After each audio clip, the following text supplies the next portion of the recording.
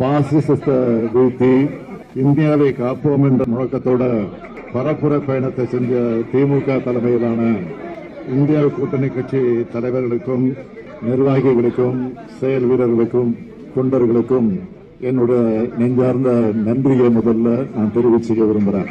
கடந்த நாடாளுமன்ற தேர்தலில் 39 தொகுதிகளில் வெற்றி பெற்றோம். இந்த நாடாளுமன்ற தேர்தலில் மீதம் இருந்த ஒரு தொகுதியும் சேர்த்து 40க்கு 40 தமிழ்நாட்டு மக்கள் வழங்கியிருக்கிறாங்க. அகில இந்திய அளவில் இந்தியா கூட்டணிய ஜனநாயக சக்தி அனைவரும் சேர்ந்து உருவாக்கணும். 400 இடங்களில் வெற்றி பெறுவோம்னு சொல்லி தங்களுக்கு யாருமே எதிரியா இல்லைன்ற நினைப்புல பாஜக ஒரு பிம்பத்தை ஏற்படுத்தினாங்க. ஆட்சி அமைக்கும் தனி பெரும்பான்மைக்கு தேவையான இடங்களை கூட பெற முடியாத அளவுக்கு பாஜக இப்ப தள்ளப்பட்டிருக்கு. அது மாதிரிதான் இதுவரைக்கும் செய்திகள் வந்துகிட்டு இருக்கு. 2 நாட்களுக்கு முன்பு கூட கருத்து கணிப்புங்கிற பெயர்ல உளவியல் ரீதியான தாக்குதலை பாஜக தொடுத்துச்சு. ஆனா இந்த தேர்தல் முடிவுங்கிறது அரசியல் சாசனத்தை மாத்திடலாம், வெறுப்பு பரப்புரைகளால மக்களை பிளவுபடுத்தலாம்னு நினைச்ச பாஜகவுக்கு எதிரான மக்களோட தீர்ப்பு இதுதான் எங்க கூட்டணியுடைய வெற்றி.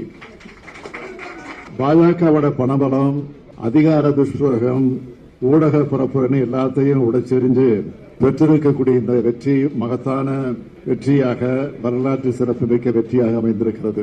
தேர்தல் முடிவுகள் முழுமையாக வெளியான பிறகு இந்திய ஜனநாயகத்தையும் அரசியல் சாசனத்தையும் காக்க தேவையான அரசியல் செயல்பாடுகளை திமுக தொடர்ந்து முன்னெடுக்கும். முத்தமிழறிஞர் தலைவர் கலைஞருடைய 100ஆண்டு நிறைவு விழா ஆண்டு இது. நாடாளுமன்ற தேர்தல் வெற்றிய தலைவர் கலைஞருக்கு காணிக்கையாக்கும்னு சொல்லியிருந்தார்.